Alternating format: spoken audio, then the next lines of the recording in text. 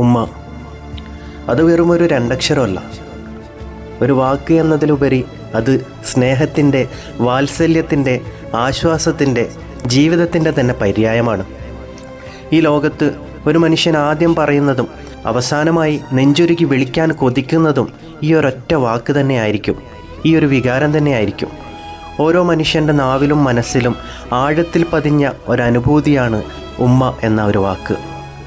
എപ്പോഴും എവിടെ വെച്ചും ഏതവസ്ഥയിലും നമ്മുടെ ചുണ്ടിൽ നിന്ന് അറിയാതെ വരുന്ന ശബ്ദമാണത്.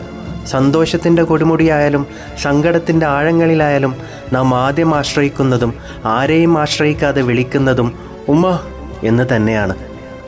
ഒന്ന് കാല് തെറ്റി വീഴാൻ പോകുമ്പോൾ, ഭയം കൊണ്ട് ഉള്ളു പിടയുമ്പോൾ, പേടിയോടെ നമ്മൾ വിളിക്കുന്നത് ദൈവത്തെ പോലുമല്ല, അത് ഒരു രക്ഷാകവചം പോലെ നമ്മെ പൊതിഞ്ഞിരിക്കുന്ന ലോകത്തിലെ സകല അപകടങ്ങളിൽ നിന്നും നമ്മെ കാത്തുരക്ഷിക്കുന്ന ഉമ്മ എന്ന രണ്ടക്ഷരമാണ്. രാവിലെ ഉറക്കമുണരുമ്പോൾ, ഒരു പുതിയ ദിവസത്തിലേക്ക് കണ്ണു തുറക്കുമ്പോൾ നമ്മൾ വിളിക്കുന്നതും ഈ വാക്ക് തന്നെ. അപ്പോഴാണ് നമ്മൾ ഉമ്മയുടെ സുരക്ഷിതമായ ലോകത്താണെന്ന് ഓർക്കുന്നത്. അതിനുശേഷമാണ് ചിലപ്പോൾ നമ്മൾ പടച്ചവനെ പോലും ഓർക്കുക. കാരണം നമ്മുടെ മുമ്പിലെ ദൈവം സ്നേഹത്തിൻ്റെ മൂർത്തീഭാവമായി, തണലായി ഉമ്മയായിരുന്നു. നാം അപ്പം ചിന്തിക്കുന്നില്ല ആ വിളികൾ കേൾക്കാൻ ഒരു കാലത്ത് ആ സാമീപ്യം ഉണ്ടാകില്ലെന്ന്. ഏറ്റവും നിർഭാഗ്യകരവും അതുതന്നെയാണ്. നമ്മുടെ സകല ലോകവും സകല ആശ്വാസവുമായിരുന്ന ആ ഉമ്മ ഇന്ന് നമ്മളോടൊപ്പം ഇല്ല എന്നത് നമുക്ക് താങ്ങാവുന്നതിലപ്പുറത്താണ്. ഉമ്മയുടെ അഭാവം ജീവിതത്തിലൊരു തീരാ നഷ്ടം തന്നെയാണ്. എത്രയൊക്കെ തിരക്കുകൾക്കിടയിലും എത്രയൊക്കെ വിജയങ്ങൾക്കിടയിലും ആ ഒരു ഒഴിഞ്ഞ കസേര, ആ ഒഴിഞ്ഞ ശൂന്യത നമ്മളെ വല്ലാതെ അലട്ടും.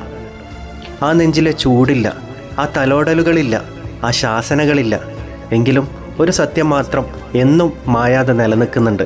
ഓരോ ശ്വാസത്തിലും ഓരോ ഹൃദയമിടിപ്പിലും നമ്മൾ വിളിച്ചതും വിളിക്കുന്നതും വിളിക്കാൻ കൊതിക്കുന്നതും ആ രണ്ടക്ഷരമാണ്, ഉമ്മ എന്ന രണ്ടക്ഷരം.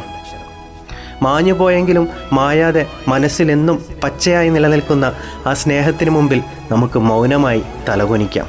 ഉമ്മമാർക്ക് വേണ്ടി അവർ നൽകിയ സ്നേഹത്തിന് എത്ര നന്ദി പറഞ്ഞാലും മതിയാവില്ല. വീഡിയോ ഇഷ്ടമായാൽ ലൈക്ക് ചെയ്യാനും ഷെയർ ചെയ്യാനും സബ്സ്ക്രൈബ് ചെയ്യാനും മറക്കരുത്. നന്ദി, നമസ്കാരം.